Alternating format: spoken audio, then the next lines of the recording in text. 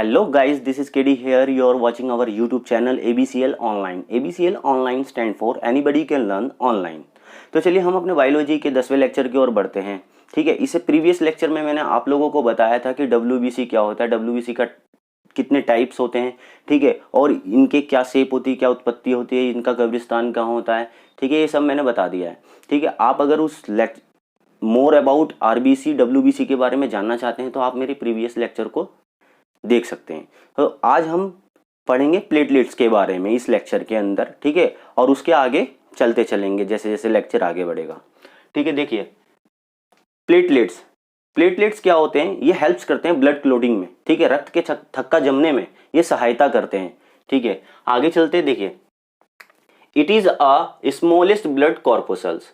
ठीक है, क्या है, ये सबसे छोटी रुधिर कणिका है, स्मॉलेस्ट ब्लड कॉर्पोसल है। ठीक है, इसका फंक्शन क्या है, हेल्प इन ब्लड क्लोटिंग। ये क्या करता है, ब्लड क्लोटिंग में हेल्प करता है। और इसका शेप क्या होता है, इरेगुलर दैट मीन्स कि ये हमारा क्या होगा, अमीबा शेप का, अनियमित इसका शेप है, इसका कोई शेप डिफाइंड नहीं है। तो हमारा क्या होता है, जिसका कोई शेप डिफाइंड नहीं होता उसको हम इरेगुलर शेप बोलते हैं, और वो शेप किसका होता है, हमारा अमीबा का होता है। आगे चलते हैं, इसमें न्यूक्लियस प्रेजेंट होता है या नहीं होता है, इसमें न्यूक्लियस नहीं होता, दैट मीन्स कि इसमें माइटोकॉन्ड्रिया भी एब्सेंट होगा। लाइफ स्पेन इसका क्या है, 7 डेज का, दैट मीन्स कि 1 वीक का इसका लाइफ स्पेन होता है। ओरिजिन इसकी उत्पत्ति कहां से होती है, बोन मैरो से, अस्थि मज्जा से इसकी उत्पत्ति होती है। ग्रेवयार्ड इसका क्या होता है, इसका कब्रिस्तान क्या होता है, इसका ग्रेवयार्ड हमारा होता है स्प्लेन। जैसा कि मैंने आपको ये लेक्चर स्टार्ट करने से पहले बताया था कि मैंने RBC और WBC के बारे में बताया है इन डिटेल में।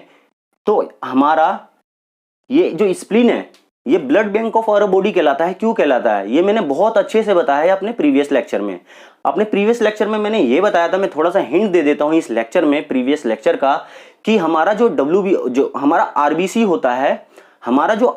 होता है, वो स्प्लीन में जाता है, 30 दिन मरने से पहले स्टोर हो जाता है। ठीक है, और हमारे को डॉक्टर क्या सजेस्ट करते हैं कि हमको ब्लड डोनेट करना चाहिए आफ्टर 3 मंथ। तो 30 दिन पहले क्या करता है, ये मरने से पहले स्टोर हो जाता है हमारा RBC स्प्लीन में, और 90 दिन के बाद ये जाके कहां, स्प्लीन में ही स्टोर होता है। मतलब दो है, कैसे, 30 दिन पहले 90 दिन के बाद, टोटल कर दो तो 120 डेज हो जाएगा। 120 डेज क्या है, ये स्प्लीन का RBC का मैक्सिमम टाइम है, ठीक है, लाइफ स्पेन का। ठीक है, तो इसके प्रीवियस लेक्चर में मैंने बहुत अच्छे से समझाया हुआ है। आगे चलते हैं, कुछ आगे के टॉपिक्स जानने के लिए हमें यह पता रहना चाहिए कि ये कैटलिस्ट वर्ड होता क्या है। ठीक है, उत्प्रेरक हिंदी में इसको बोलते हैं। देखिए, व्हाट इज कैटलिस्ट, कैटलिस्ट उत्प्रेरक क्या होते हैं, उत्प्रेरक क्या होते हैं, जो रेट ऑफ रिएक्शन को इंक्रीज करते हैं उनको हम उत्प्रेरक बोलते हैं, उनको हम कैटलिस्ट बोलते हैं। जो भी हमारी बॉडी के अंदर रेट ऑफ रिएक्शन हो रहे होते हैं उनके रेट को इंक्रीज करने का काम क्या करते हैं, बायोलॉजिकल कैटलिस्ट करते हैं, जैविक उत्प्रेरक करते हैं। ठीक है, अब कहीं पे भी कोई वर्ड आए कि कैटलिस्ट क्या होते हैं, एंजाइम्स क्या होते हैं, जो जितने भी हमारे एंजाइम्स होते हैं वो प्रोटीन से मिलकर बने होते हैं, और जो एंजाइम्स होते हैं जो प्रोटीन से मिलकर बने होते हैं वो क्या करते हैं, हमारे रेट ऑफ रिएक्शन को इंक्रीज करते हैं।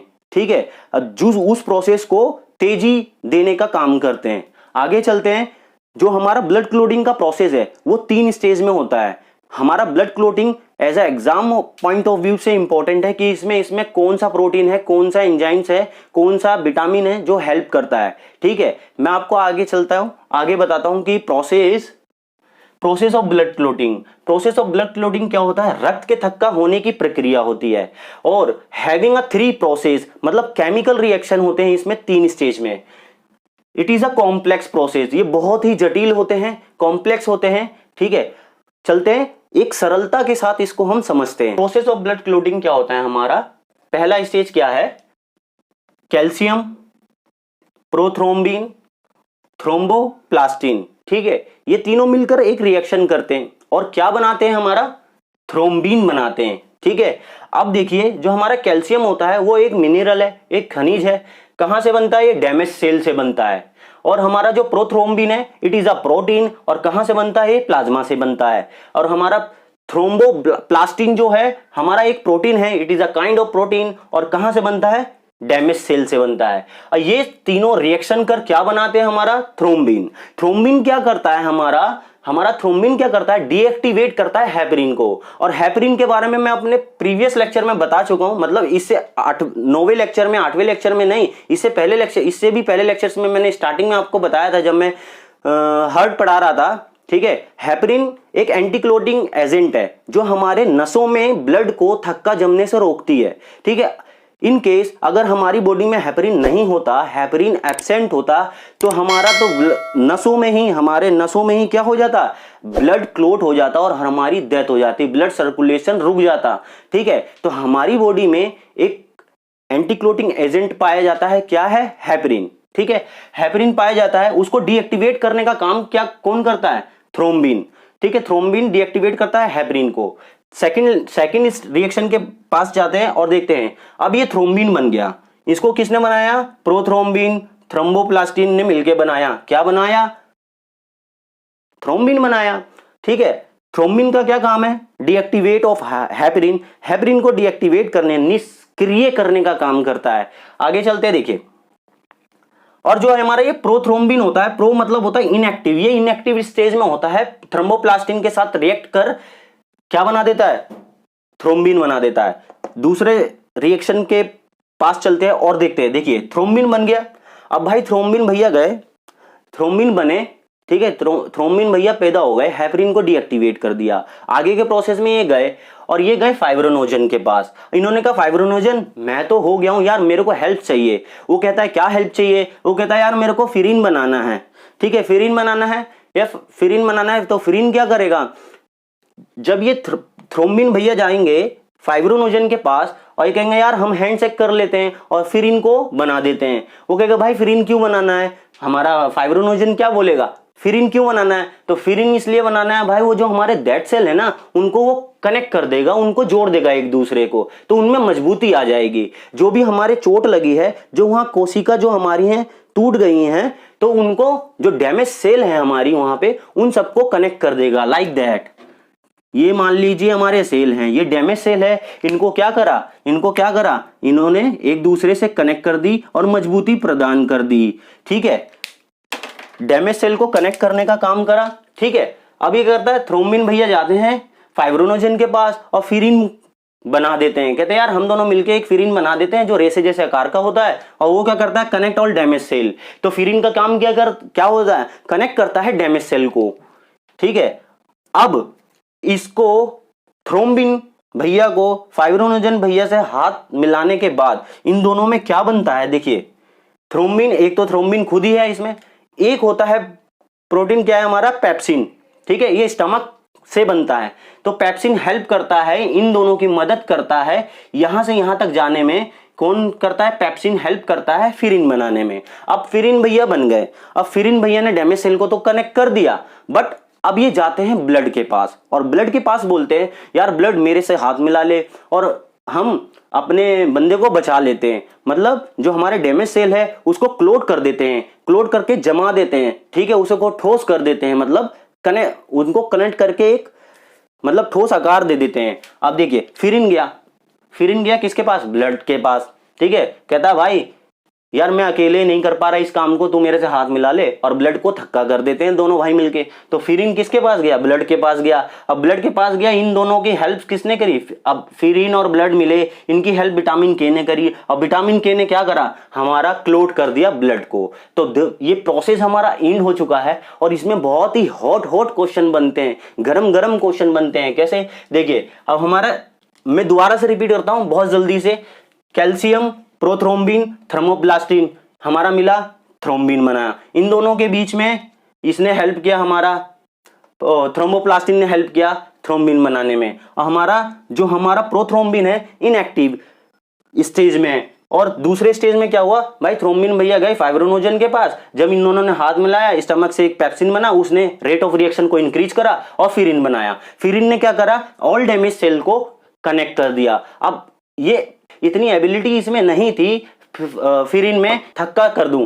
ठीक है, थक्का कर दूं। और क्या है, फिरिन गया ब्लड के पास, कह रहा भाई मेरे से हाथ मिला ले तो हम अपने बंदे को बचा सकते हैं। ठीक है, उसके ब्लड को क्लोट कर सकते हैं। तो उसने क्या करा भाई, ने कहा चल ठीक है यार मैं तेरी हेल्प कर देता हूँ। ब्लड ने फिर इनसे कहा कि हाँ भाई मैं तेरी हेल्प कर देता हूँ। भाई इसने इसकी हेल्प कर दी और इन दोनों के हेल्प करने से इनके रेट ऑफ रिएक्शन को किसने बढ़ा दिया, विटामिन के ने। विटामिन के ने बनाया, हमारा ब्लड क्लोट हो चुका है। ठीक है, हमारा ब्लड, कॉन्ग्रेचुलेशन, हमारा ब्लड क्लोट हो चुका है अब। ठीक है, आगे चलते। अच्छा, तो मैंने कहा था ना कि हॉट हॉट क्वेश्चन बनते इससे, तो मैं हॉट हॉट क्वेश्चन लेके आया हूं, देखते हैं। देखियो, पहला है हमारा, प्रोथ्रोम्बिन को थ्रोम्बिन में कौन कन्वर्ट करता है, कौन सा प्रोटीन कन्वर्ट करता है। ठीक, कौन सा प्रोटीन कन्वर्ट करता है प्रोथ्रोम्बिन को थ्रोम्बिन में। तो फर्स्ट स्टेज के रिएक्शन में देखा था हमने, थ्रोम्बोप्लास्टिन प्रोटीन हेल्प्स करता है थ्रोम्बिन को प्रोथ्रोम्बिन में कन्वर्ट करने के लिए। ठीक है, क्योंकि ये प्रोथ्रोम्बिन जो होता है इनएक्टिव स्टेज में होता है। एक्टिव स्टेज में क्या हो जाता है, ये थ्रोम्बिन बन जाता है। अब देखिए ब्लड क्लोटिंग में क्या, कौन सा मिनरल पार्टिसिपेट करता है, कौन सा मिनरल, कैल्शियम। अब फाइब्रोनोजन क्या करता है, फिरिन। फाइब्रोनोजन को फिरिन में कौन कन्वर्ट करता है, तो ये बंदा जाता था ना इससे हैंडशेक करने, तो इसको इसमें बदल देता है फिरिन में। कौन, फाइब्रोनोजन को फिरिन में कौन करता है, कौन क्लोटिंग में कौन सा विटामिन पार्टिसिपेट करता है, कौन सा विटामिन ब्लड क्लोट करता है, विटामिन के। ओके, ब्लड क्लोटिंग में मेन रोल किसका होता है। देखिए जो ये 3 क्वेश्चन है ना, 1 2 3, ये उसी रिएक्शन से उठा के बनाए गए हैं। ठीक है, और ये ब्लड क्लोटिंग में जो हमारा लास्ट स्टेज होता था, कौन सा विटामिन करता था, के। ठीक है, अब देखिए ब्लड क्लोटिंग में मेन रोल किसका होता है, भाई बहुत कंफ्यूजन होती है, प्लाज्मा होगा या प्लेटलेट्स होगा।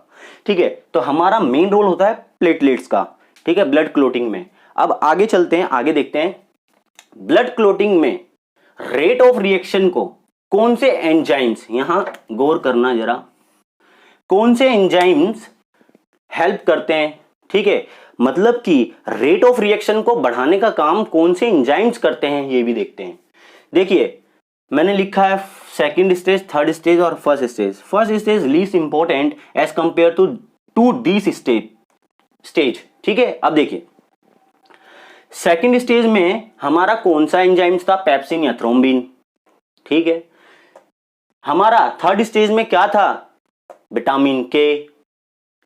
फर्स्ट स्टेज में, सॉरी थर्ड स्टेज में विटामिन के, हाँ, और फर्स्ट स्टेज में thrombokinase. It is a not important, कभी एग्जाम में आता भी नहीं है, लेकिन ये है सबसे हॉट, गर्मा गर्म, फैक्टर 9।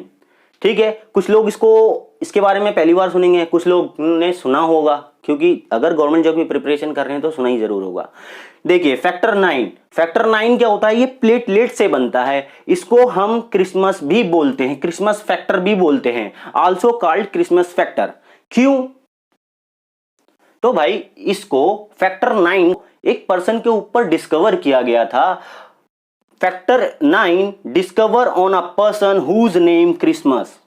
ठीक है, उसका नाम क्या था, क्रिसमस था। और कब, 1952 में, 1952 में।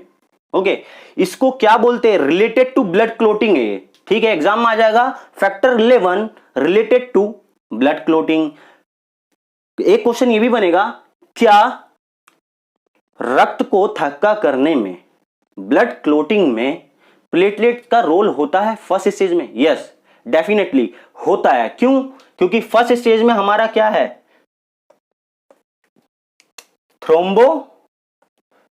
थ्रोम्बोकाइनेज, और ये क्या है, फैक्टर 9। अब फैक्टर 9 किससे बनता है, प्लेटलेट से। तो प्लेटलेट्स हेल्प करता है भाई ब्लड क्लोटिंग में। ठीक है, फर्स्ट स्टेज में भी।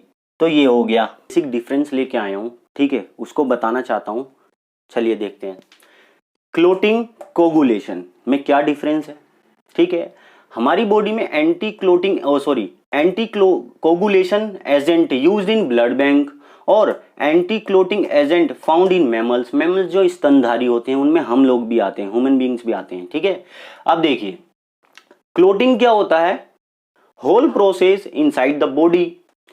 क्यों, क्योंकि मैंने अभी बताया है कि क्लोटिंग प्रोसेस मैंने 3 स्टेज में बताया, वो कहां हो रहा था, इनसाइड द बॉडी हो रहा था। तो क्लोटिंग प्रोसेस कहां होगा, इनसाइड द बॉडी होगा। और कोगुलेशन क्या होगा, स्कंदन, इसको हिंदी में बोलते हैं स्कंदन। Whole process outside the body होगा कोगुलेशन। ठीक है, जो हमें दिखेगा आउटसाइड बॉडी के कहीं लग जाता है, जब हमारा चोट लग जाती है, रक्त का स्राव हो रहा होता है, जो उसका बाहर होगा जो भी रिएक्शन वो कोगुलेशन कहलाएगा। जो इनसाइड द बॉडी होगा, अंदर से होगा, स्किन के अंदर होगा, वो हमारा क्या होगा, इनसाइड क्लोटिंग होगा। ठीक है, अब देखिए आपने कभी सोचा है, जब भी हम ब्लड डोनेट करते हैं, जो वो थैली होती है, पाउच होता है, पाउच में जाता है, ठीक है, या एक बोतल टाइप का होता है, उसमें बूंद बूंद करके ब्लड जाता है, निकलता है। ठीक है, अब देखिए उसमें एक केमिकल डाल दिया जाता है, सोडियम ऑक्सलेट, सोडियम साइट्रेट, इन दोनों में से एक होता है, जो हम उस पाउच में, जो डॉक्टर्स होते हैं वो उस पाउच में पहले से ही डाल के रखते हैं, जिससे कि हमारा ब्लड क्लोट ना हो। ठीक है, अब एंटी क्लोटिंग एजेंट क्या होता है, जो मैमल्स में पाया जाता है, ये हेपरिन। हेपरिन के बारे में मैं पहले से ही बता चुका हूं। ब्लड ग्रुप का टॉपिक इसी चैप्टर में ऐड कर लिया है, क्योंकि हम ब्लड सर्कुलेटरी सिस्टम पढ़ रहे हैं। ठीक, उसमें आरबीसी, डब्ल्यूबीसी, प्लेटलेट्स, इन सब के बारे में हमने जानकारी ले ली है। तो अब मैं क्या कर रहा हूं, ब्लड ग्रुप का टॉपिक में इसी में ऐड कर रहा हूं, ब्लड ग्रुप हम इसी टॉपिक में पढ़ेंगे। ठीक है, तो इसके बारे में पढ़ते हैं, देखते हैं। ब्लड ग्रुप, रक्त समूह, डिस्कवर्ड बाय कार्ल लैंडस्टीनर। ठीक है, कार्ल लैंडस्टीनर जी ने इसको डिस्कवर किया था, और जब इन्होंने इसको डिस्कवर किया था तो उसको इन्होंने एबीओ सिस्टम नाम दिया। एबीओ सिस्टम नाम दिया, जिसमें क्या होता है, A blood group, B blood group, AB blood group, O blood group. ठीक है, इन्होंने एबीओ सिस्टम नाम दिया। अब इस चार्ट पे चलते हैं, ये समझने से पहले इस चार्ट पे चलते हैं। देखिए ये ग्रुप्स है, groups of blood, A B और ओ। ठीक है, अब देखिए जो हमारा एंटीजन होता है, एंटीजन को हिंदी में बोलते हैं प्रतिजन। इधर ही देख लीजिए आप, देखिए relation between antigen and antibody. ठीक है, एंटीजन और एंटीबॉडी में क्या रिलेशन होता है, प्रतिजन और प्रतिरक्षी में क्या रिलेशन होता है, तो ये की लॉक रिलेशन होता है इन दोनों के बीच में, मतलब ताला चाबी का। ठीक है, रिलेशन होता है। एंटीजन को क्या हिंदी में बोलते हैं, प्रतिजन, और एंटीबॉडी को प्रतिरक्षी। ठीक है, अब देखिए हमने इसके शेप को एज्यूम किया है, ऐसा कोई शेप नहीं होता, बस ये टॉपिक समझने के लिए हमने इनके कुछ शेप रख लिए, इनके कोई एंटीजन रख लिए, इनके एंटीबॉडी रख लिए। ठीक है, शेप मैंने एज्यूम किया है आप लोगों को समझाने के लिए। ठीक है, आगे चलते हैं। देखिए A blood group, B blood group, A B और ओ। ठीक है, देखिए शेप क्या है इसका, बी का, ए बी का, ओ का। ओ में नो शेप होता है। ठीक है, शेप नहीं होता। अब जो हमारा एंटीजन होता है, ध्यान रखिएगा, यह हमारे आरबीसी पर पाया जाता है। एंटीजन कहां पाया जाता है, आरबीसी पे पाया जाता है। और हमारा एंटीबॉडी कहां पाया जाता है, लिम्फोसाइट पर, और ये फ्री होके प्लाज्मा में चला जाता है। ठीक है, ये जब फ्री हो जाता है एंटीबॉडी, प्लाज्मा में चला जाता है। ठीक है, जिससे एंटीबॉडी बनाता है। ठीक है, लिम्फोसाइट पर ही एंटीबॉडी बनती है। अब मैंने क्या, ये लिम्फोसाइट क्या होता है, जब मैंने डब्ल्यूबीसी के टाइप्स पढ़ाए थे तो सबसे लास्ट टाइप कौन सा था, मोनोसाइट के बाद लिम्फोसाइट। ठीक है, और लिम्फोसाइट और मोनोसाइट में कितने न्यूक्लियस पाए जाते थे, 1। ठीक है, इसीलिए इसको क्या बोलते थे, अग्रेनुलोसाइट। ठीक है, चलो आगे मूव करते हैं। देखिए जो हमारा ए ब्लड ग्रुप है उसमें ये वाला शेप है, एंटीजन ये है, एंटीबॉडी ये है। ए में बी का एंटीबॉडी, बी में ए का एंटीबॉडी, बस इतना याद रखना है। जब हमने शेप ये लिया है तो इसमें एंटीजन ये पाया जाएगा इसी शेप का, जब शेप हमने ये लिया है तो इसमें एंटीजन यही पाया जाएगा। ठीक है, अब देखो ये जो ए बी है, ए बी में दोनों शेप पाए जाते हैं, क्योंकि ए बी है बी भी है, याद करने की चिंता ही नहीं, दोनों शेप पाए जाएंगे। अब देखिए इसमें क्या है, जो एंटीजन है हमारे, ए का भी पाया जाएगा, बी का भी पाया जाएगा। ठीक है, और ये इसमें नो एंटीबॉडी होती है। ठीक है, एंटीबॉडी इसमें होती ही नहीं है। अब ओ पे चलते हैं। ओ पे क्या है, इसका कोई शेप नहीं होता, इसमें कोई भी एंटीजन नहीं होता। शेप नहीं होगा तो एंटीजन नहीं होगा। अब ये दोनों नहीं होंगे तो दोनों के एंटीबॉडी पाए जाएंगे। ए का क्या है हमारा, ए का हमारा क्या है, एंटीबॉडी, एक तो ये है और एक ये है। ओके, तो ये है। अब इसके आगे हम ये देखेंगे कि ए बी को ब्लड दे सकता है या बी ए को ब्लड दे सकता है या नहीं, या ये एक दूसरे को ब्लड कौन देता है, कौन यूनिवर्सल एक्सेप्टर है, सर्वग्राही है और सर्वदाता है, ये देखेंगे कि कौन किसको ब्लड दे सकता है, कौन किससे ब्लड ले सकता है। यूनिवर्सल एक्सेप्टर है तो क्यों है, यूनिवर्सल डोनर है तो क्यों है। ठीक है, अब देखो, A blood group B blood group को ब्लड दे सकता है या नहीं दे सकता है, B blood group A B blood group को ब्लड दे सकता है या नहीं दे सकता, या उससे ले सकता है या नहीं ले सकता, ओ ब्लड ग्रुप ए को दे सकता है या नहीं दे सकता है। ठीक है, ये टोटली डिपेंड होता है उनके एंटीजन पे। ठीक है, एंटीजन के बेस पे ही उनके ब्लड ग्रुप का नाम रखा होता है। ठीक है,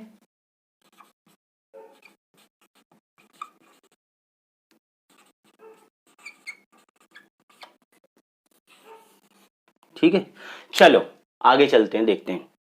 ए ब्लड ग्रुप है, एंटीजन क्या पाया जाता था इस पे, इस शेप का, एंटीबॉडी इस शेप का, बी पे एंटीजन ये और एंटीबॉडी ये।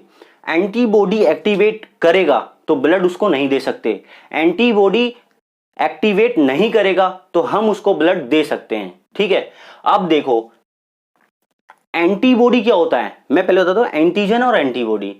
एंटीजन कोई भी बाहर से आया हमारी बॉडी के अंदर, अगर उसने हमारी एंटीबॉडी बना दी और एंटीबॉडी को एक्टिवेट कर दिया तो उस पर्सन की डेथ हो जाएगी। ठीक, देखिए ए ब्लड ग्रुप इसको ब्लड दे रहा है, अब इसमें एंटीजन क्या है, इस शेप का, एंटीजन इसमें इस शेप का है। अब इसके लिए ये वाला फॉरेन पार्टिकल होगा जो बाहर से आ रहा है, ये डिफरेंट काइंड ऑफ एंटीजन है, ये डिफरेंट काइंड ऑफ एंटीजन है, एक अलग प्रकार का एंटीजन है। एंटीजन को क्या बोलते हैं, प्रतिजन है।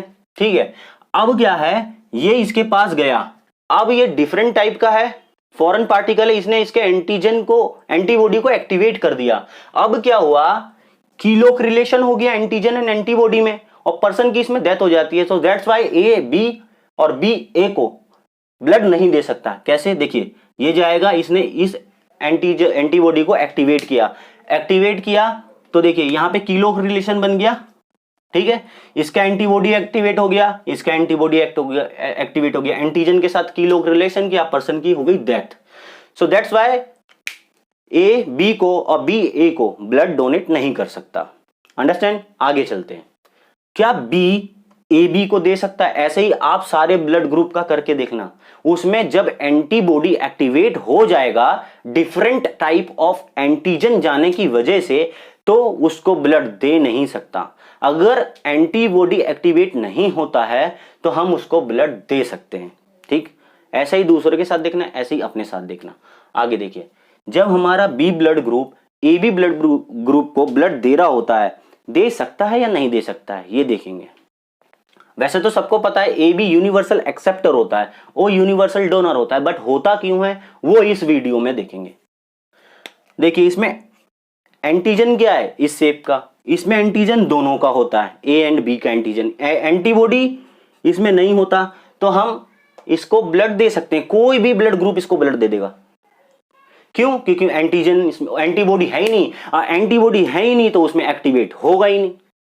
क्यों, ठीक है, उसमें एंटीबॉडी एक्टिवेट ही नहीं होगा, जब है ही नहीं तो एक्टिवेट क्या होगा, ये गया, इसके पास सेम पार्टिकल है, फॉरेन पार्टिकल होगा नहीं क्योंकि इसके जैसा ही है कि आ जा भाई दे दे, तो ये क्या कहलाता है, यूनिवर्सल एक्सेप्टर। यूनिवर्सल एक्सेप्टर को क्या बोलते हैं, सर्वग्राही बोलते हैं। और सर्वग्राही ये क्यों है, due to absence of antibody. ठीक है, प्रतिरक्षी इसमें है ही नहीं तो एक्टिवेट क्या होगा, कुछ भी नहीं होगा। तो ए बी इसलिए यूनिवर्सल एक्सेप्टर होता है, सर्वग्राही होता है। अब यहां देखिए, जैसे हमारा ओ है, O blood group A blood group को ब्लड दे रहा है, दे सकता है नहीं दे सकता है, एंटीजन पे डिपेंड करता है। देखते हैं आगे। अब क्या करते हैं, यहां पे एंटीजन तो है ही नहीं, अब यहां पे डिसाइड कर गए, एंटीबॉडी डिसाइड करेगा। अब क्या है, एंटीजन है ही नहीं, भाई दे दो, बट ये देखेंगे इसमें एंटीबॉडी क्या है, ये सेम पार्टिकल होगा, इसके लिए होगा, एक जैसा है, सेम है। तो देखिए इसमें जब एंटीबॉडी है, एंटीजन है ही नहीं, तो ये यहाँ जाके क्या different kind of antigen body को, एंटीबॉडी को एक्टिवेट करेगा? नहीं कर पाएगा, क्योंकि एंटीजन इसमें है ही नहीं ओ ग्रुप में, और एंटीबॉडी इसमें दोनों के पाए जाते हैं, ए का और बी का, दोनों का। बट एंटीजन जब इसमें जा रहा है तो यहाँ पे तो कुछ जा ही नहीं रहा भाई, यहाँ पे कोई शेप ही नहीं है इसका। एंटीबॉडी, एंटीजन इसमें है ही नहीं, एंटीजन इसमें है ही नहीं, तो यहाँ पे गया, उसने इसको एक्टिवेट किया या नहीं किया? नहीं किया। ठीक है, अब देखो जो हमारा क्या होता है, ये यूनिवर्सल डोनर है हमारा। कौन सा blood group? O blood group is universal donor, सर्वदाता है। ठीक है, सर्वदाता मतलब सबको ब्लड दे सकता है भाई। और due to absence of antigen, देखिए यहां पे एंटीजन है ही नहीं, इन दोनों में यही है, एग्जाम में आ जाएगा। In the option is universal acceptor और यूनिवर्सल डोनर। ठीक, अब क्या कहेगा? ये तो सिंपल सा क्वेश्चन हो गया कि यूनिवर्सल एक्सेप्टर कौन है और यूनिवर्सल डोनर कौन है। वो कहेगा अगर ऐसा पूछ ले कि किसके कारण होता है, ठीक है, किसके कारण होता है? जो यूनिवर्सल एक्सेप्टर होता है एब्सेंस ऑफ एंटीबॉडी, जो यूनिवर्सल डोनर होता है एब्सेंस ऑफ एंटीजन। तो दोस्तों अब हम दूसरे टॉपिक पे चलते हैं और देखते हैं ये क्या है। आरएच फैक्टर क्या होता है? कभी नाम सुना है? आरएच फैक्टर क्या है? ठीक है, ये जो आरएच फैक्टर पाया गया था एक रेसेस मंकी, जो आरएच है ना वो हमारा रेसेस मंकी की एक प्रजाति है। ठीक, उसके आरबीसी पर एक एंटीबॉडी पाया गया जो डिफरेंट है अदर एंटीबॉडी से, एंटीजन से। देखिए जो हमारा आरएच है रेसेस मंकी, क्या है ये? एक प्रजाति है बंदर की। Rh factor discovered by Landsteiner and Wiener. ठीक है, आ जाता है एग्जाम में आरएच फैक्टर डिस्कवर्ड बाय, तो लैंडस्टीनर एंड वीनर। अब क्या है? It is also called D system of blood group. देखिए इसमें डिफरेंट काइंड ऑफ एंटीजन पाने की वजह से इसको एक अलग ग्रुप में रख दिया गया। ठीक, क्योंकि ये मैच नहीं हुआ किससे? ब्लड ग्रुप से जिसमें एंटीजन पाए जाते थे, जिसमें मैंने बताया था अभी चार्ट। तो देखिए ये different from all antigen, all antigen से डिफरेंट शेप है। मैं दिखा रहा हूं ना शेप, अब अगर आप रिमेंबर करो तो शेप डिफरेंट है ना, अलग है। ये क्या है? ब्लड ऑफ रसेस मंकी, रसेस मंकी है, और ब्लड पे ही हम आरबीसी पे क्या पाए जाते हैं? एंटीजन पाए जाते हैं। ठीक, अब ये क्या है? इसी को पूरे सिस्टम को क्या दे दिया? डी सिस्टम नाम दे दिया। अब जो भी हमारे ब्लड ग्रुप पे पॉजिटिव, नेगेटिव, ब्लड ग्रुप तो ए बी और ओ है, but A B positive, A B negative, O negative, A negative, B negative, ये कहां से आता है? तो डी सिस्टम के अकॉर्डिंग ब्लड का ग्रुप अलग हो जाता है, पॉजिटिव ए, पॉजिटिव बी। ठीक है, ए पॉजिटिव, ए नेगेटिव, ऐसे होता है, A B positive, A negative. तो देखिए अब हमने तो एबीओ सिस्टम के अकॉर्डिंग ए बी को क्या बोला? यूनिवर्सल एक्सेप्टर, और ओ को बोला यूनिवर्सल डोनर। ठीक, अब according to D system of blood group, अब हम यहां पे ये देखेंगे डी सिस्टम ब्लड ग्रुप के अकॉर्डिंग कौन सा यूनिवर्सल एक्सेप्टर है और कौन सा यूनिवर्सल डोनर है। यहां पे एक पॉइंट है, इससे पहले ये जान लें, जो ये डी एंटीजन होता है इसको हमने डी एंटीजन नाम दे दिया, और अगर ये बॉडी में एब्सेंट है या प्रेजेंट है, बॉडी में अगर ये प्रेजेंट है तो ब्लड हमारा क्या होगा? जो भी ब्लड ग्रुप होगा वो पॉजिटिव होगा, और ये एब्सेंट है नेगेटिव होगा। सीधे सीधे याद रखो, डी एंटीजन है तो पॉजिटिव और एंटीजन नहीं है तो नेगेटिव।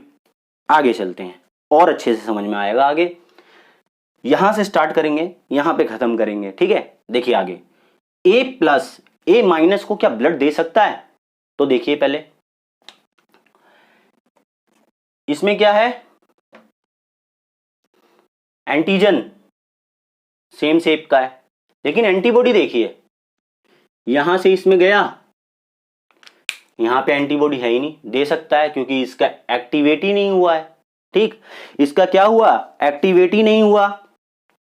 और यहां पे देखिए एंटीजन, यहां पे देखिए प्लस है तो एंटीबॉडी प्रेजेंट होगा, दे सकता है। लेकिन यहां पे देखिए यहां से यहां ब्लड जा सकता है, यस, यहां से यहां ब्लड जा सकता है, यस। क्यों? क्योंकि एंटीबॉडी एक में है एक में नहीं है, तो वो दूसरे की एंटीबॉडी कैसे अगर डिफरेंट होती तो एक्टिवेट करती और पर्सन की डेथ हो जाती। लेकिन अब यहाँ पे हम ये देख रहे हैं कि जब माइनस होगा तो इसमें एंटीजन डी मतलब डी एंटीजन नहीं होगा, जब प्लस होगा तो इसमें डी एंटीजन होगा। अब उसको क्या ब्लड दे सकता है? बस हम डी सिस्टम पढ़ रहे हैं अभी, एबीओ सिस्टम भूल जाओ, अभी डी सिस्टम पे फोकस करो। अब क्या है, इसमें प्लस है तो डी एंटीजन प्रेजेंट है, यहाँ पे एंटीजन है ही नहीं भाई, ब्लड जा सकता है। अब माइनस है, ए ब्लड ग्रुप माइनस है, एंटीजन है, एंटीबॉडी है ही नहीं, यहाँ पे एंटीबॉडी है तो यहाँ से यहाँ जाएगा, उसके एंटीबॉडी को एक्टिवेट करेगा ही नहीं, तो ब्लड हम दे सकते हैं। अब देखिए ये मेन पॉइंट है, ठीक। जो ए पॉजिटिव है, ए बी पॉजिटिव को ब्लड दे सकता है। देखिए ये ए पॉजिटिव है, बी पॉजिटिव को ब्लड दे सकता है या नहीं दे सकता है? तो ये दे सकता है। कैसे? यहाँ पे पॉजिटिव का मतलब एंटीजन पाया जाएगा, इसमें भी एंटीजन पाया जाएगा। जब दोनों सेम है तो दोनों भाई हैं, कोई किसी के लिए ये इसके लिए फॉरेन पार्टिकल नहीं होगा, तो ये इसको ब्लड दे सकता है, हाँ दे सकता है। इसीलिए ये एबीओ सिस्टम जो है, सॉरी डी सिस्टम के अकॉर्डिंग ए बी प्लस हमारा यूनिवर्सल एक्सेप्टर होता है, ठीक है। अब यहाँ पे मैंने एक और एग्जांपल ले लिया, एक्सेप्टर है ना, तो इसका मतलब नेगेटिव वालों से और पॉजिटिव वालों से सबसे ये ब्लड लेना चाहिए। तो देखिए यहाँ पे ए नेगेटिव है, यहाँ पे ए पॉजिटिव है। अभी हमने पॉजिटिव के साथ देखा था, यहाँ पे ए नेगेटिव के साथ ए बी पॉजिटिव का देखते हैं। ये यूनिवर्सल एक्सेप्टर क्यों कहला रहा है? देखिए यहाँ पे एंटीजन क्या पाया जाएगा, इस शेप का, और एंटीबॉडी सॉरी हाँ यहाँ पे इस शेप का पाया जाएगा, और यहाँ पे ये क्या एंटीजन, ये इसका क्या है, यहाँ पे पाया ही नहीं जाएगा। तो यहां से यहां पे ब्लड जाने में कोई प्रॉब्लम है नहीं, इसका एंटीबॉडी एक्टिवेट होगा नहीं, तो दैट्स व्हाई हम इसको ब्लड दे सकते हैं। तो all positive and all negative are given to the AB positive blood group. तो इसीलिए अकॉर्डिंग टू डी सिस्टम प्रणाली के तहत हम एबी पॉजिटिव यूनिवर्सल एक्सेप्टर बोल सकते हैं। अब आइए यहां पे चलते हैं। आप जैसे मैंने इन दोनों का एग्जांपल लेके किया है, आप एक बार ट्राई करना। अगर ट्राई ना हो तो मुझे कमेंट बॉक्स में अपना मैसेज ड्रॉप करना, इसे भी समझाने के लिए। मैंने ये समझा दिया, अगर ये समझ में आ गया है तो ये हो जाना चाहिए। ओ पॉजिटिव क्या करेगा, ऑल पॉजिटिव ब्लड ग्रुप से क्या करेगा, ये डोनर होता है, दे सकता है। नेगेटिव है तो ये क्या है, ऑल पॉजिटिव नेगेटिव को ब्लड दे सकता है। तो क्या है, अकॉर्डिंग टू डी सिस्टम प्रणाली के तहत हमारा यूनिवर्सल डोनर कौन सा कहलाता है, ओ नेगेटिव। अगर एबीओ सिस्टम के अकॉर्डिंग पूछे तो हमारा ए बी यूनिवर्सल एक्सेप्टर होता है और ओ यूनिवर्सल डोनर होता है। अगर डी सिस्टम के अकॉर्डिंग पूछे तो हमारा A B positive universal acceptor होता है और हमारा ओ नेगेटिव यूनिवर्सल डोनर होता है। ओके, इस क्लास में इतना ही। Bye bye, take care, thank you for watching this.